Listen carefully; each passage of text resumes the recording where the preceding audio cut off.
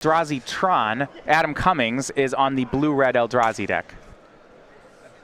I've got to see this Eldrazi Tron list. This sounds great.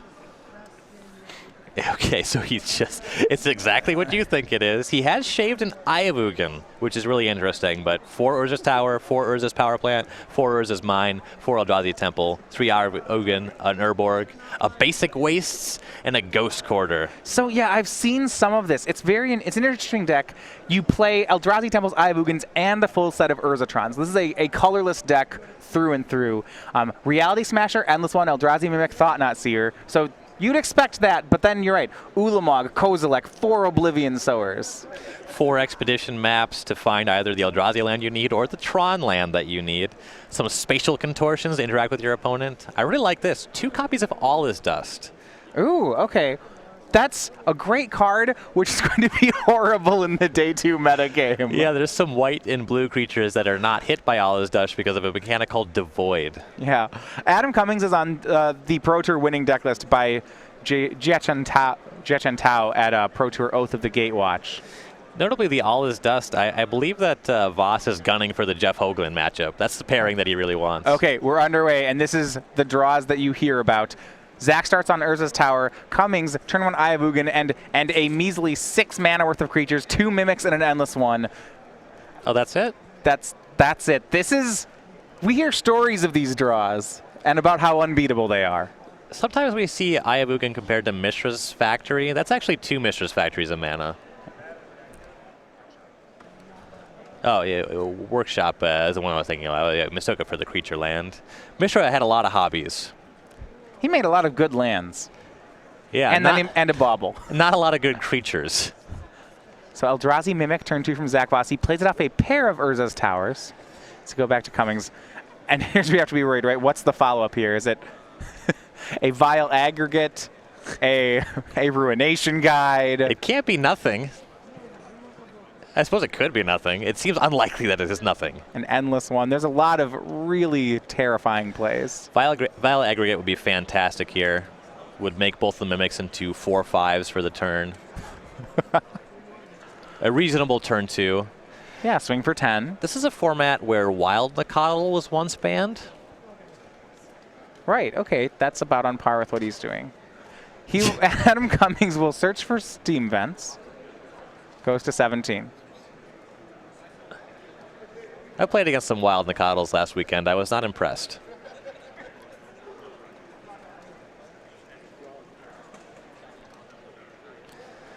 The low side of turns for Cummings here is like an Eldrazi Sky Spawner. And that's not bad. That's a turn 2, 3 power of creatures and a 2/1 flying body. Yeah. And a Mana Rock or something like that. What is the creature? It's going to be, I believe, an Eldrazi Obligator. We have not seen many Obligators this weekend. So this blue-red Eldrazi, this is like the JC Tau version. Everyone else is on blue-white. Obligator still packs quite the punch. So Obligator, 3/1 haste comes into play, and Cummings will swing for 11. Zach blocks 3 of it, trades away his Mimic, and takes 8, goes to 12. It's like a Wild Nacatl with haste. Yeah. Adam was swinging for 11 on turn 2. That's reasonable. Yeah, that's probably fine. It's going to be Endless One on 4 for Zach Voss. This Eldrazi Tron deck, the lands playing a little bit of strategy A, a little bit of strategy B. We have 2 Urza's Tower and an Eldrazi Temple. I do like the idea of casting Endless One off Tron, though. That seems great. I particularly like the idea of casting Ulamog the Ceaseless Hunger off of Tron. I think that's the reason that Voss has these. It's not just for big Endless Ones. Right. That is a feature. It's not the feature. Eldrazi Temple to play for Adam Cummings. That moves him for up to 5 mana. He will pay 1 to dismember the Endless One.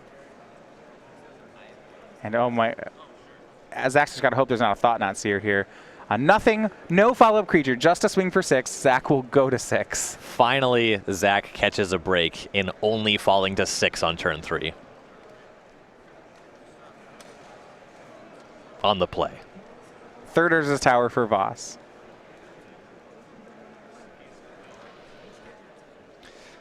Yeah, these Urza's lands are not very impressive so far. Thought Not Seer for Voss. He'll see card here and gets the last card out of Cummings' hand, the Drowner of Hope. But Zach down to 5. Taking Drowner is huge. I mean, it looked like Adam had a land. The Drowner would have just been lethal. Here's Eldrazi Temple for Cummings. Can he sneak that last damage across? He can force 4 damage by swinging the team. He can put Zach to 1. He'll play Vile Aggregate. Okay, so now the Mimic is just lethal. larger than the Thought Not Seer. And because the Obligator is a 3 power, the Mimic is a 4 power. Even if Zach blocks the largest creature, which is the Aggregate, he takes 5 and he's at 5. So game 1 to Adam Cummings and Blue-Red Eldrazi. Yeah, I definitely. So the Blue-Red Eldrazi deck has kind of fallen out of favor in the name of the Blue-White Eldrazi deck. I definitely think I would rather be playing the Blue-Red Eldrazi deck than the Urzatron Eldrazi deck. It's interesting. I like a lot of what's going on here. I really like the 1 copy of Kozilek the Great Distortion. I also like the 4 copies of Oblivion Sower. That's kind of a mirror breaker in Eldrazi matchups. So. Yeah, so you talked about the difference between blue-red and blue-white Eldrazi. So the trade-off is that the white version gets to play Eldrazi Displacer and Path to Exile, whereas the red version plays Eldrazi Obligator and Vile Aggregate, both cards that we saw in that game. So when you have Vile Aggregate on turn 2 or 3, it inevitably becomes the same size as Reality Smasher. It's a worse top deck, but in a game where you have it early, it's actually very comparable to just having more copies of Reality Smasher. They're both large trample threats. So I was really impressed by it when I was playing the card. Eldrazi Obligator is a really interesting card. When you see Eldrazi Displacer on turn 2, it's not very exciting. In that game, when we saw Eldrazi Obligator following up 2 Eldrazi Mimics, that actually was a big swing. It was plus 5 power on that turn alone. Also in a late game, it's just 3 power haste creature with a threaten effect built in. All right, so we look quickly at their sideboards here. For Zach Voss, his sideboard actually resembles a lot of a colorless Eldrazi sideboard, and I suppose that's because he is a purely colorless deck. It's probably because he's playing colorless Eldrazi. Yeah, that's where you see that coming into play. There's options here that are fine. We have access to Ghost Quarter, which can turn off opponents' Eldrazi lands. You set yourself back a lot when you do that, but they are so important that it's probably just worth bringing those in. Really nothing else that I'd be looking to bring in. This matchup feels like when we were watching the Channel Fireball colorless Eldrazi decks in the top 8 of the Pro Tour against this blue-red matchup, it seemed to swing strongly in blue-red's favor. And I see this playing out in a really similar fashion. Right, absolutely. And this is compounded by the fact that Zach has access to these 10-mana spells instead of everything that CFB had. He does have the 4 Dismembers to keep him in the early game, but he has these All Is Dust that have to come out. Really, that's the real reason that we probably are bringing these Ghost Carders in. We have to get these All Is Dust out. They don't do anything. Yeah, and a card like Drowner of Hope, Zach does not have a clean answer to here. Right, he has to dismember it. That's going to cost him 4 life. There's still Scions hanging out.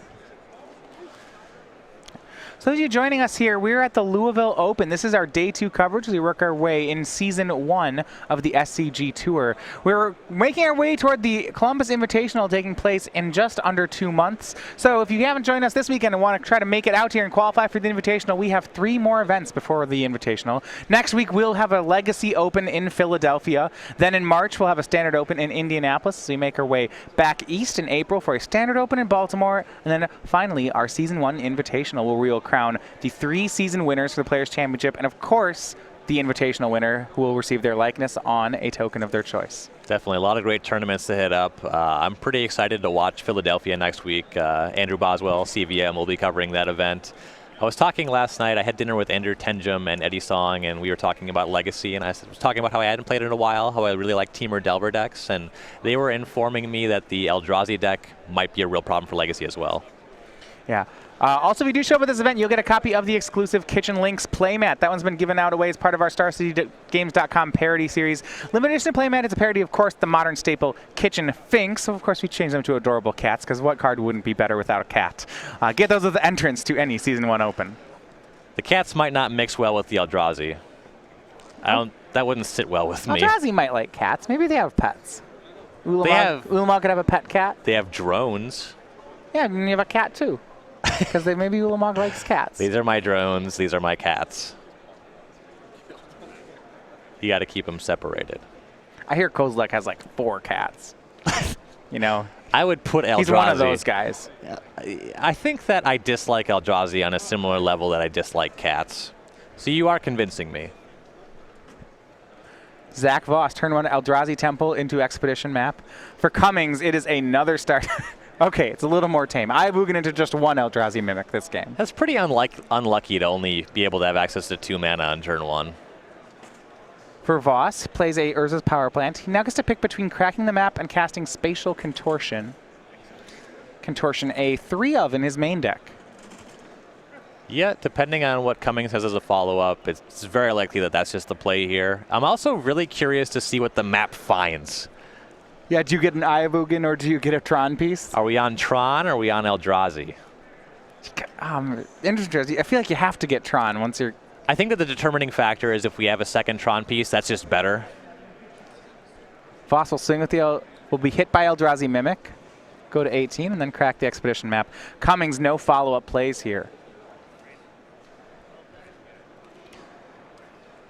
These good draws versus bad draws out of the Eldrazi deck, you can really feel the difference. And you see for Zach, despite having Tron, he's going to go ahead and search up Eldrazi Temple. Well, good and bad is we're maybe getting a little bit ahead of ourselves. This is slow versus fast. There's still the potential for a turn 3 Thought-Knot Seer, turn 4 Reality Smasher, right? For as much mana as the players already have access to and are looking to have access to, this is only turn 2. We still have a lot of way to go. Draw for turn was Ulamog, the Ceaseless Hunger from Zach. He'll play the second Temple. Looks like it's going to be a Thought-Knot Seer.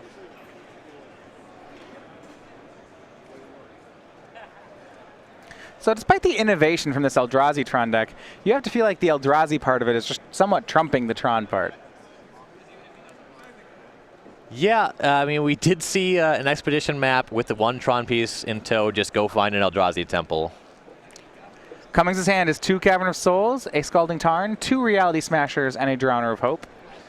The real comparison is whether you would rather have Tron lands or Creature lands on Ghost Quarter. The fact that there's Ghost Quarters in Voss's sideboard suggests to me that maybe we do want these cards in our deck. There's one in the main. Clearly wants access to more in some matchups. So we learn here, Drowner of Hope we know is one of the trumps in this matchup. Have to think Zach's going to take it. Cummings is 2 turns off these Reality Smashers unless he draws an Eldrazi Temple. And it looks like Zach is going to take one of the 2 Reality Smashers. Yeah, I think that I would probably have taken the Drowner, but if there's a second Thought-Knot Seer before the Smasher can come online, then you can actually just put this game away before any of it matters. Doesn't have that just yet. Zach Voss has Dismember, Spatial Contortion, Ulamog in his hand. We'll go back over to Cummings, see if he found a way to get to that Reality Smasher a turn earlier. Definitely up to something. He'll fetch for Basic Island.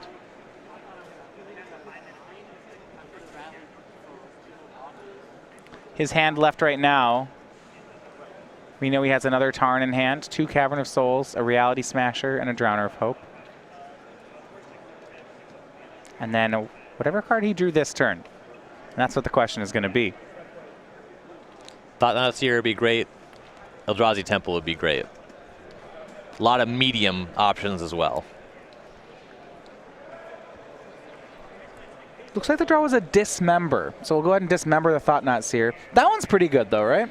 Yeah, that was actually like thinking something along the lines of the Eldrazi Sky Spawner. The Dismember is actually a bit better than that. He'll get to take care of the Thought-Knot Seer and draw a card. Goes down to 15 to cast. Cummings really needs to produce more threats on the ground here in short order, though. You mentioned that Voss has an Ulamog in his hand. When he gets to the range of actually casting that, Cummings is in some serious trouble. Cummings will play the Scalding Tarn he had in his hand. No follow-up creature off that Dismember. So we go back to Voss. Wastes joins Urza's Power Plant. those Tron lands are looking mighty lonely. The Waste actually looks better than the Urza land on this board. Spatial Contortion will take care of the Mimic.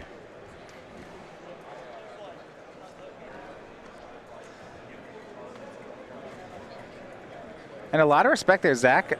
Looks like may have had the option of playing a creature there as well, but went for the kill spell. Yeah, he knows that there's Reality Smasher hanging out in Cummings' hand, yet getting cracked for 10 damage seems pretty bad. Not that getting cracked for 5 is just fine here. Is going to have to make up some ground against that. Go back over to Cummings' hand. Both players know Adam has land 5 and a Reality Smasher here. Looks like Surgical Extraction drawn into Adam Cummings' hand. That's the kind of card that I think that people board in far more than they should. Yeah, I don't know how much I like it against an Eldrazi Tron deck. I don't even know what you're trying to extract. There's no graveyard shenanigans in the deck. Yeah, I'm not really sure. So I suppose if you can, there are Crumble to Dusts in his board as well. Those might make sense against a Tron deck. Well, what I was actually looking for was whether or not he had any processors, any reason to just want any card exiled. We used to see cards like Wasteland Strangler and Blight Herder in this deck. Right, I'm not seeing any of that either.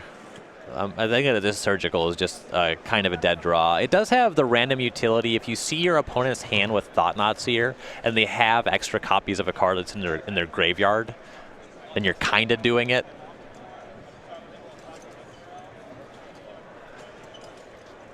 So this is interesting. There was a option to cast Reality Smash there for Cummings, but he's going to go ahead and take a turn off to play the Thought-Knot Seer he drew, and we'll look at Voss's hand. It's a copy of Ulamog, Dismember, Reality Smasher. Those are all present in the hand. I believe that's our promo Ratchet Bomb on the far bottom there. See players bring this in because it's just a clean answer to Endless One more than anything. Actually ticking it up is kind of a chore in the matchup, though. Yeah, trying to get up to Thought-Knot Seer would take quite a while. Yeah.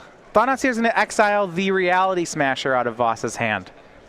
So both players have had access to Reality Smashers on these turns, but are going for smaller plays. No one really wanted to take that aggressive route. It's a gentleman's game. You want to make it close.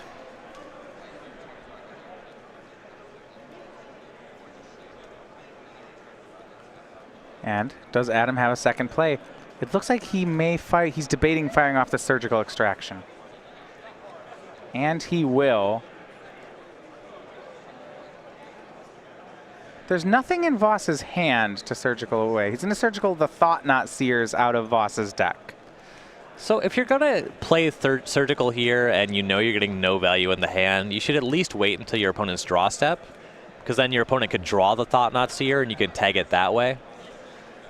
There's a lot about this Surgical Extraction that I do not like.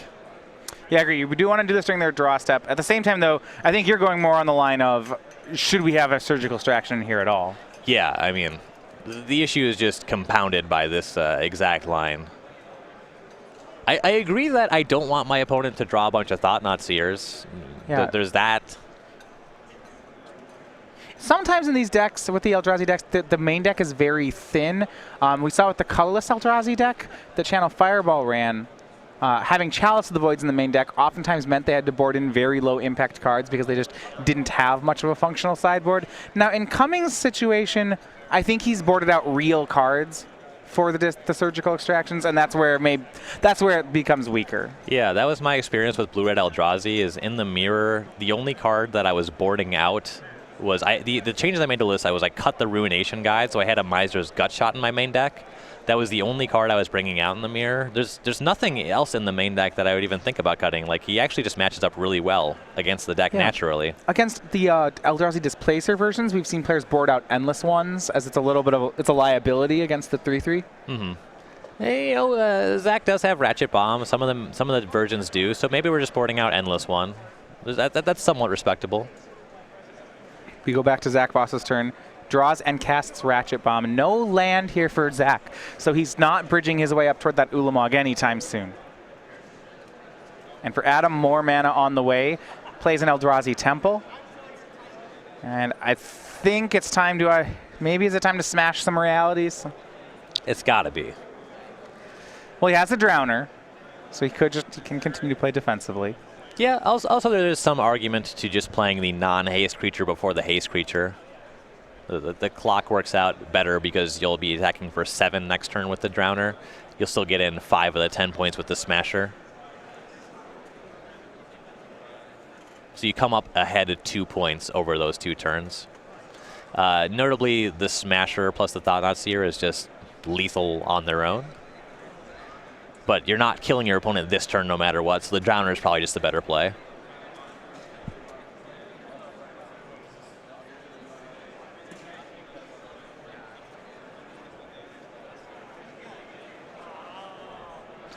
So Voss, interestingly, has a lot of combinations of 2 lands that get him to Ulamog in 2 turns. He could draw the exact type of Tron lands that he needs in sequence, or Eldrazi Temple Ayavugan, but he can't draw any combination of these lands. It has to be the exact 2-card pairs. Yeah, you're right. It's the lands are pulling him in 2 different directions. A lot of tension going on in this list. Cummings deep in the tank on which of these 1 creatures to play. And it does matter, right?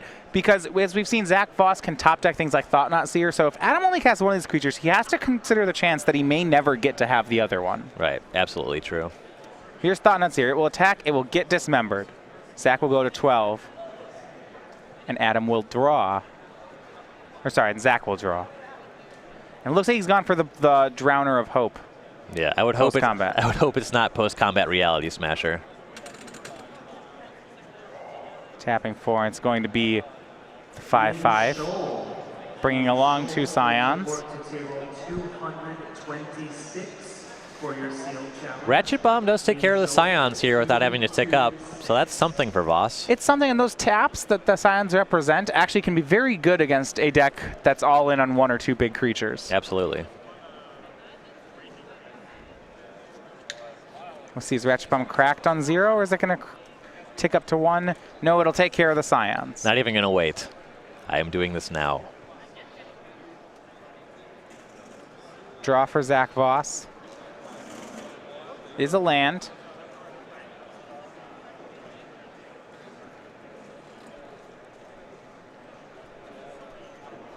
Still trying to bridge his way up toward Ulamog.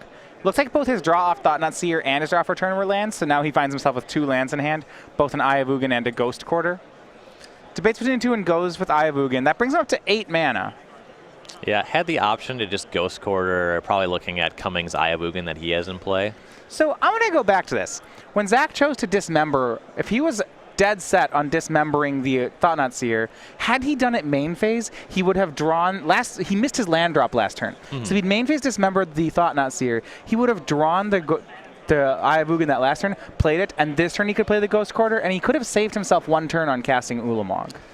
Yeah, I believe that Zach's intention was to tag the Reality Smasher with the Dismember. I think that's why we saw him away. Right. Well, speaking of Reality Smasher, he's on the board now.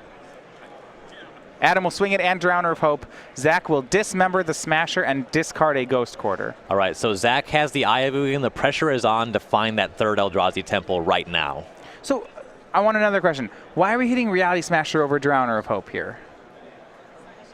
That's a great question. I mean, Cummings does not have access to white mana. He does not have an Eldrazi Displacer, so the Drowner is just kind of hanging out. It would take a 2nd Drowner or a Sky Spawner to make any more drones. You have to discard a card, which is the real problem.